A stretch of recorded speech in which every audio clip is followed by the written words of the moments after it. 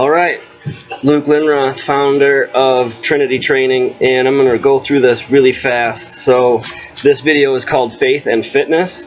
I'm going to explain why these two things are inseparable and how you can find your faith, tap into your faith, and use that in your fitness journey to make who you are a better person. Obviously, this is a big deal. I'm going to start off just with explaining I believe that we are a spirit, mind, body creation, which means that this is how we experience life. I also believe that life is war, and therefore those three areas are where the battles are fought. Those are the battlegrounds, and therefore we need to be training in all three. Quick example, you can be big and strong in the gym. You can be emotionally stable and, unshaken by most things, but yet if you have zero spiritual grounding, then that's where you'll be taken out. I'll give you an example, right? So, someone close to you passes away. Now all of a sudden, you're big and strong, you're emotionally stable, except now you're questioning the meaning of life and where do we go when we do pass on, all these different things. And suddenly, in this moment of loss, your spiritual grounding gives room for emotional uncertainty, and therefore you're not in the gym like you normally would be, losing strength, and next thing you know, you're in this strange place in life feeling uncomfortable and going through all of the negative effects of that, which I'm going to go into shortly. Anyway, I think we've all had some tough times in our life, and so I don't need to go into explaining this further.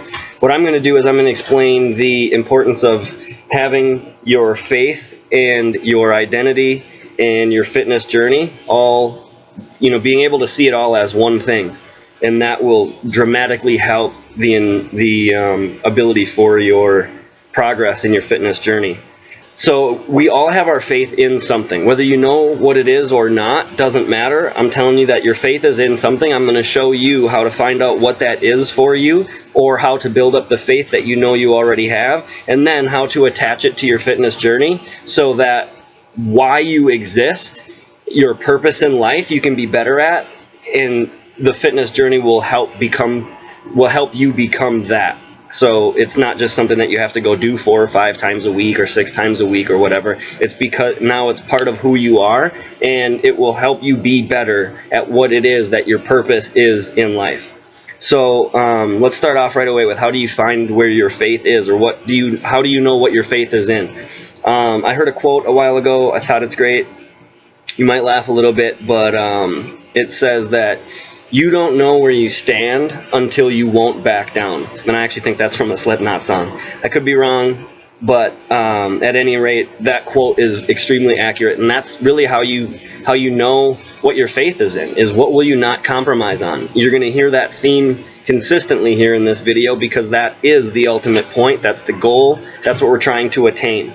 In order to get there, it requires faith in your identity that's so strong that you would rather cease to exist than to give that up, that concept up, that idea. You will not lose that. You will rather cease to exist. Okay, that's the level that your faith needs to be at.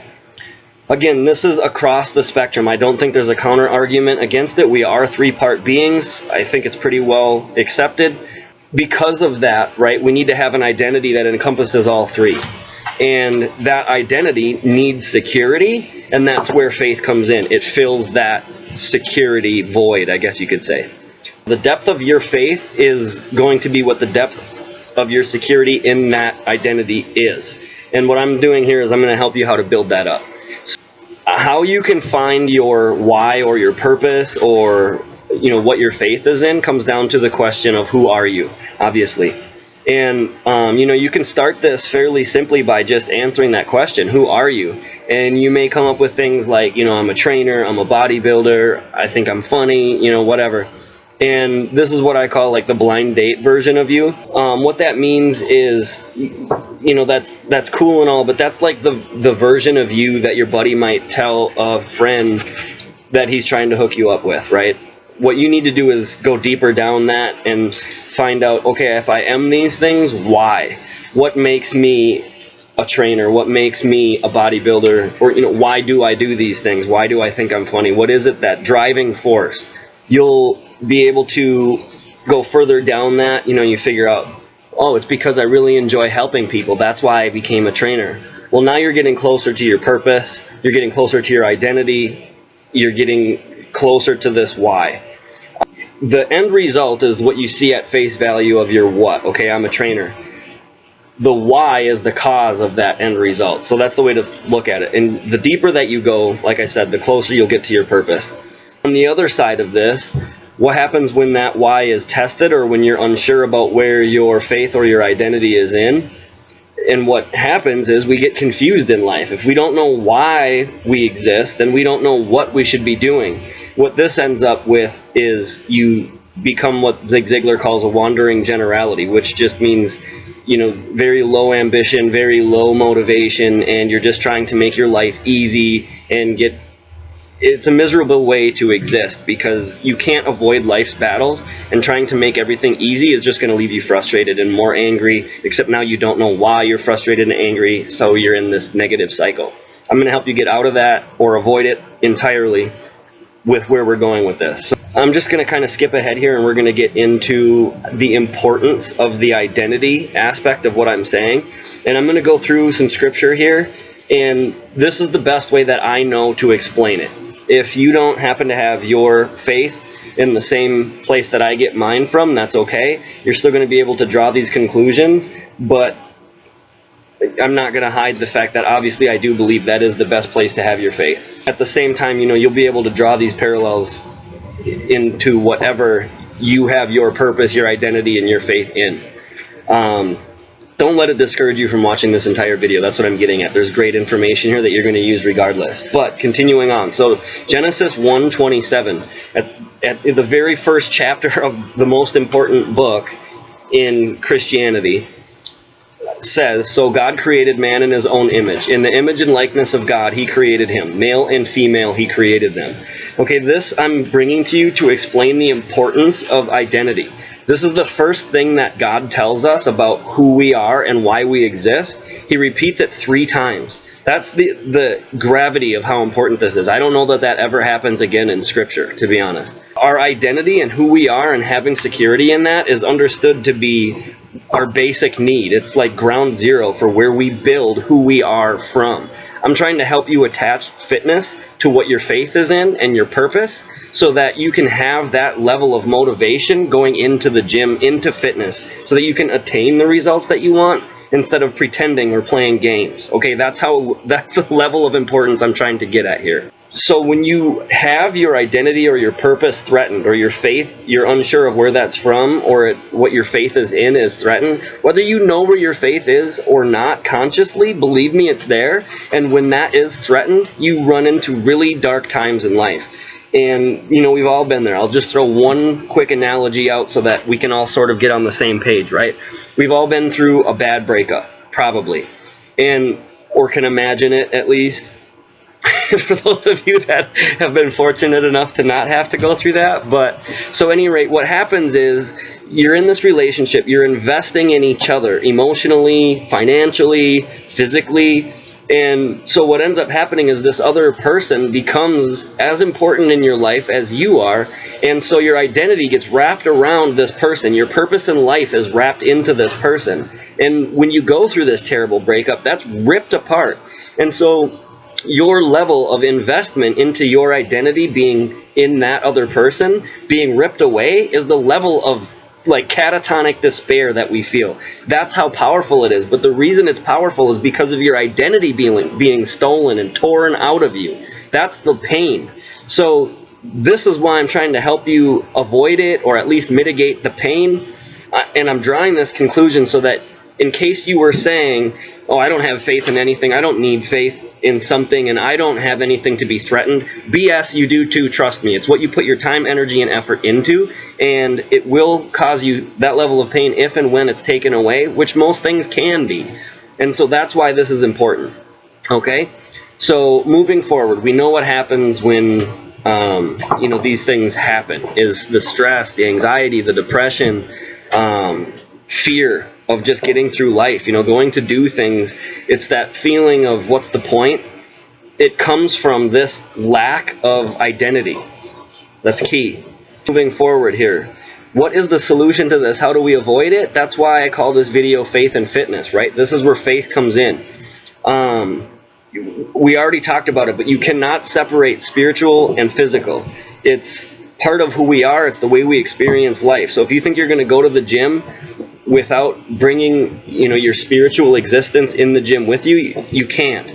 And that's how I'm going to help you marry these two ideas in your training, so that, again, I keep repeating this, but it's how you can tap into that level of motivation that you should be having with a locked-on, heat-seeking, guided, purpose-filled missile. That's how you should be living life, rather than the wandering generality I talked about earlier. The solution, like I said, is from faith, right? So when we absolutely know why we exist, the what we should be doing is much more obvious, and we have much more energy to do it. It makes sense to us. And also the what's that we shouldn't be doing are easier to avoid, because it no longer becomes just an external set of variables that we're trying to evaluate. It becomes, does this fit into my purpose, or does this hinder my purpose? I'm going to do it, I'm not going to do it. It's that simple. It's black and white, and you're motivated. I'm going to show you how this works in real life and fitness in a minute, and that's the important part of this video, so bear with me. So if you have this strong why, the situations and other people's opinions won't affect you, because they're simply external forces. When you have an internal driving force, an external force has a very hard time influencing it.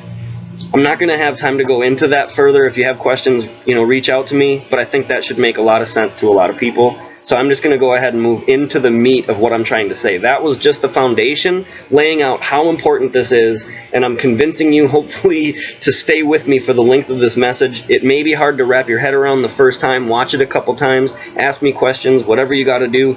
But this is knowledge that even I was surprised when it was shown to me. We're going to go into Isaiah 26. This is one of the most influential chapters in Scripture in how we should pursue our faith. What I'm going to do is I'm going to couple that idea with fitness, so that this is how we should pursue fitness.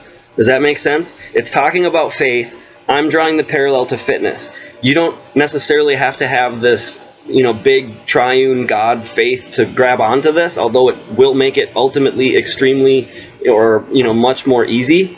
You can see how these depictions, and this can be a nice simile for how we should look at our fitness life.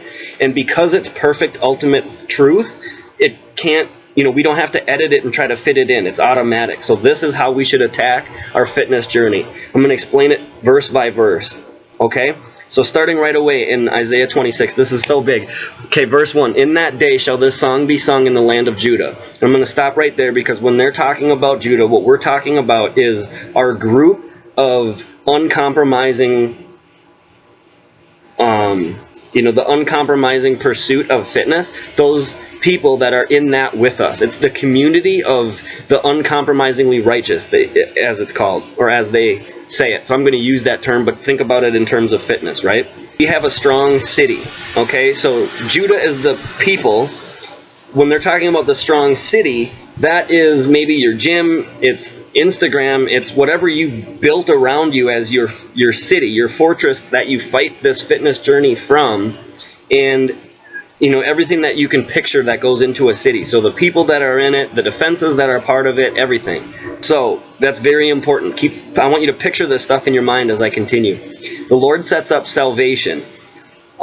This is, in faith, salvation is the identity, it's the purpose in your faith.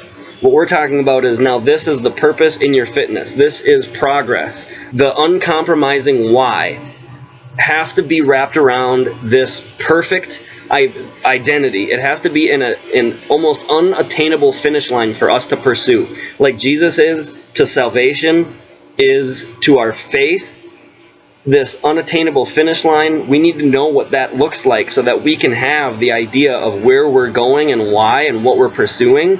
So that can be our walls and bulwarks, as it says, continuing in the verse. As walls and bulwarks. This is our impregnable defense against all those external factors that I mentioned before. Again, I want you to try to picture this as I'm going through it. Verse 2, open the gates of the city, that the uncompromisingly righteous nation, which keeps her faith and troth with God, may enter in. So this is with telling us that we need to open our gates to our crew, our clique, our squad of the uncompromising in this pursuit of fitness. We need to open the gates and let other people with that same purpose, belief system, and identity into our great city with these defenses of this unattainable finish line image that we have. Okay, does that make sense? Here's the practical version of what this means.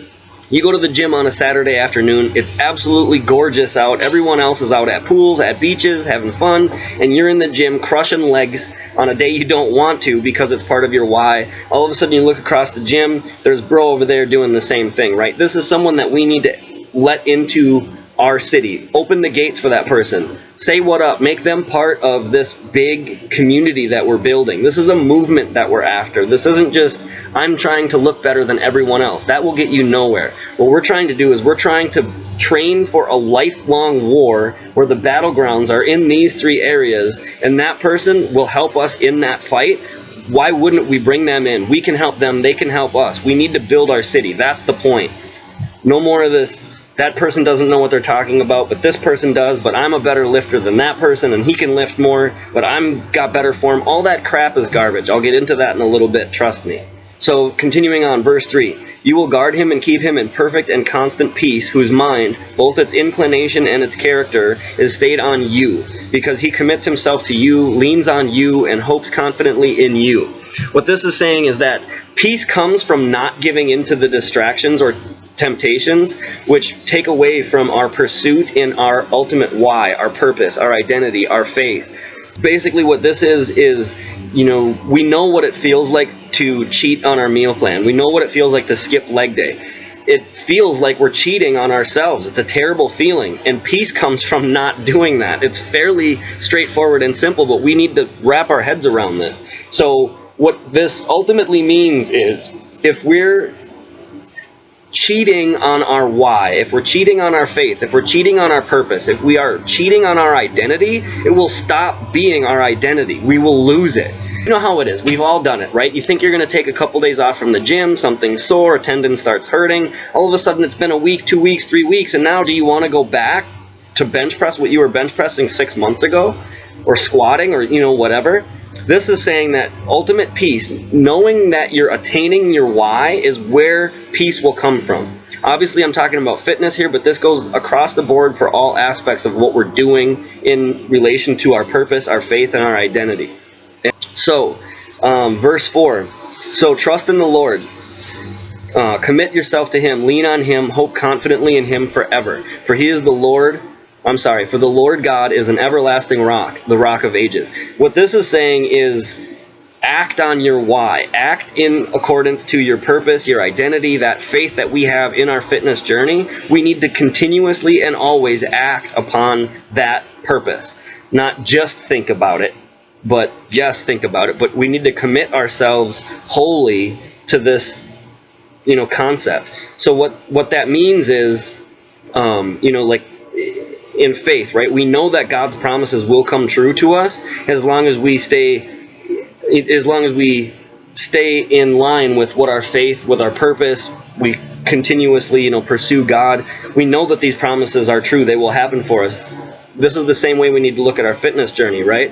As long as we know that we're in the gym doing our squats, following the program that was written for us or that we wrote for ourselves, following the meal plan, we know that this end goal that we set for ourselves will come, it will happen, as long as we do what we're supposed to do. You can't do everything and not get there. It's impossible. Just like in faith, we're taking this into our fitness journey, and we're trusting the fact that when we're in the gym, when we're doing the right thing, when we're eating the right foods, when we're doing all this stuff, we will get where we need to go, and we need to hold on to that, whether we're in the gym or going down the cookie aisle in the grocery store.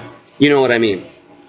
Continuing on here. Where was I at? Verse 5? Yeah, continuing on. Isaiah 26, verse 5. This is where it starts getting really good. For he has brought down the inhabitants of the height, the lofty city. He lays it low to the ground. He brings it even to the dust. Okay, now what he's talking about here is those of us that are in the mud, the dirt, the sweat, the tears of pursuing this faith, this fitness journey relentlessly. It's hard work, it's tough, we're sweaty, we're beat up, we get broken.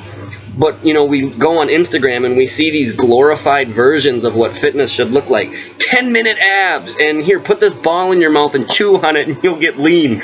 I mean, everything is out there. What this is saying, that when you take this big, giant idea of faith in fitness, when you take your fitness journey, when that gets stolen and corrupted and turned into something that just looks pretty, then it will be brought down. It will be brought lower than dust. It will be completely obliterated, right? I'm not going to go too much into this, right? But even people that, right, they take the finish line as if that's the goal rather than the journey and continuous pursuit of this building up and training of our faith and fitness. What I'm saying is, it's specifically the people that cheat to appear like they're at the finish line without honestly digging through the finish line or the journey's work to get into this position in more of a purpose sense. Continuing on, verse 6.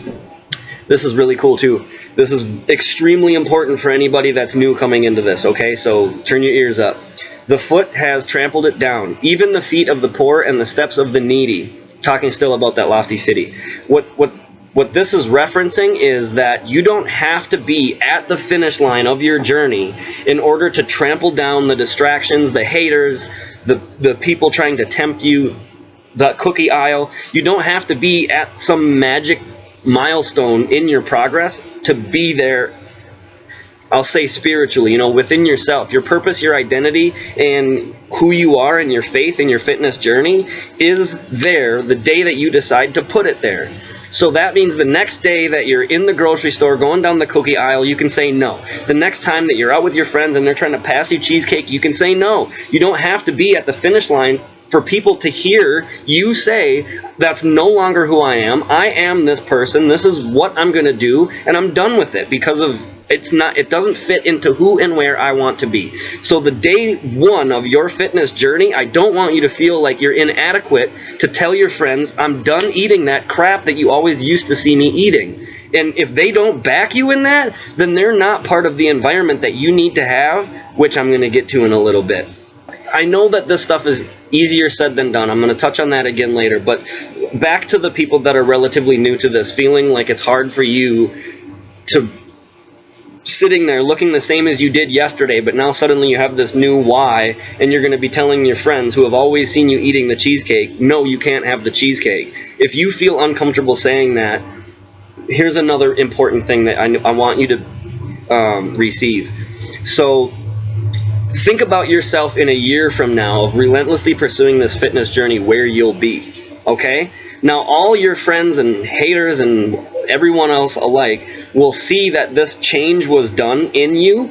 And when you get to that milestone, when you get to that magic finish line where people suddenly accept that that's part of who you are from an outside looking in standpoint, even though you know it from today, then your results will speak for themselves, and all of those people will then be asking you how you did it, and you'll be the hero. And then you'll be telling them how to skip the cheesecake, okay? So live as if you're that person right now, because you are that person right now. The only difference is time, all right? Verse 7, the way of the consistently righteous, who's living in moral and spiritual rectitude in every area and relationship of their lives, is level and straight. What this is saying is that it's difficult to stay true to your why if your environments, aka relationships, your workplace, your roommates, your habits, your friends, your family, the people that you spend time with, the places you spend time in, if those places aren't conducive to your why, you're going to have a real hard time keeping this why as part of your identity. The way they word it is the opposite, okay? If your environments are the places that someone with your identity, your purpose, your faith hangs out, then you'll have a much easier time. And this is the point in the city that we mentioned earlier. This is why it's important for you to grow your ranks, to reach out to these people. Maybe someone else's city is opening their gates for you to enter in. Do that. This is what I'm trying to do right here. Become part of our great city, what we're doing. Ultimately, the point here is, and I'll draw a terrible analogy that I hate even using, but it really depicts what I'm saying, right? If you And don't get me wrong, I love McDonald's, I love the corporation, I love the company. I think it's one of the greatest places. It builds fine people. But if you work at McDonald's and they pay you in food, yet you're trying to have this identity that eats clean meals 7 times a day, it's going to be hard to bring that into your workplace. Your relationships, your significant other can be a huge detriment to your fitness journey, especially if they met you and you weren't on this fitness journey, and now suddenly you're going to embark on this new thing. They may feel threatened. It might not be part of what their idea of where you should go should be, but this is your purpose. This is your identity. You know, this is your faith. You need to act on it if it's what you want and it's part of who you are. Don't fight it anymore. Now, I'm not saying that you should quit your job, leave your wife because of this fitness journey. What I'm saying is you should preferably, prayerfully consider where you're spending your time and who you're spending your time with, or make those things as conducive to this new mission, this journey, this identity, this purpose, this faith as you possibly can, because this is going to be what makes you arrive at this happy place that you want, where all of your components are in balance. Okay, so continuing on. You, O Lord, who are upright, and erect aright, and make level the path of the uncompromisingly just and righteous. I keep talking about your purpose, your why, your identity, your faith. This has to be in something that can't be taken from you. That's the point. So part of the reason why I believe that this triune God level of faith that we can attach this to is the best version is because nothing can take that away from you. It can't be removed. You need to do the same thing with this fitness journey. Make it something that can't be taken away or removed, right? So if you have a specific bodybuilder that you're pursuing, the look that you're going after, the set of aesthetics that you're chasing, and it's this specific person that you're going after, if that is a corrupted end result that someone's gotten to, then you're going to be following that corrupted path, maybe unbeknownst to you. So what I'm saying is you have to find a real, healthy, like clean version of where you want to be. What I suggest is going off of something like measurements. I know what my aesthetic perfect measurements would be, and so that's what I go after. It's not, I like the way that guy looks, that's what I'm going to pursue. And so we have to make sure that it's something that we can continuously pursue and won't be taken away, just like Jesus is for us in our faith walk. Verse 8, yes, in the path of your judgments, O Lord. Oh, this is so good. Yes, in the path of your judgments, O Lord, we wait expectantly for you. Our heartfelt desire is for your name and for the remembrance of you. We wait expectantly for you. Our heartfelt desire is for your name. In faith, that's Jesus. We cannot wait for that. In fitness, progress. We cannot wait for that. This is our driving factor. Why are we in there on a Sunday killing legs for the second time in a week when it's uncomfortable, it's painful, everyone else is on a boat, and we're sitting in a hot gym, sweating our butt off? The reason why is because we have this level of expectation for the end result. That's why we do it. I'm going to end the video here with that scripture. If you have the same origin of faith as I do in God, I would strongly recommend that you continue Isaiah 26:9 on. This thing is so hardcore fitness, it's ridiculous. My own personal relationship with God, whatever you call it, I believe that he's in the gym crushing weights 8 days a week because he can. All right? And so I think when you read through this Isaiah 9 on, just read all of Isaiah, replay this video, and I think you'll see how this thing can just translate into all of your entire life and every aspect of it. I'm trying to get you to specifically attach who you are as a person, why you wake up in the morning, attach your fitness journey to that. Let that make you a better whatever, and this will change your life. That's my goal. That's my hope. That's why I work so hard on this video. Last point, and this is extremely important. I know that this stuff is much easier said than done. This stuff is difficult. Otherwise, we'd all walk around looking like statues from Rome. But it is hard. It's easier said than done. I struggle with this stuff just like anyone does, which is how I come up with the topics for these videos. Because I've been through it, because I see people going through it, these are the things and the ways that I've found to fight these battles and to win these battles. And I don't just want these things to benefit me. I want them to benefit you and everyone. So that's why I do these videos. But if you do have questions, if you want to know how to wrap this more around your specific purpose, if you want help finding your purpose, your faith, your why, I'm not going to tell you what that is, but I can hopefully tell you how to find it. Reach out to me. I'm pretty easy to get a hold of. Instagram, Facebook, YouTube. It's Trinity Training on all of them. Also, please share this if it helped you. If you know someone that it may help, share it. If you have ideas of things that I can do in videos in the future, that'd be great. If you have helpful edits, I'm down with that too. Send me any feedback. I truly do appreciate it because I do all this stuff for you. Then again, like I always say in the gym, right? If it was easy, we wouldn't do it. Thanks again. See you soon.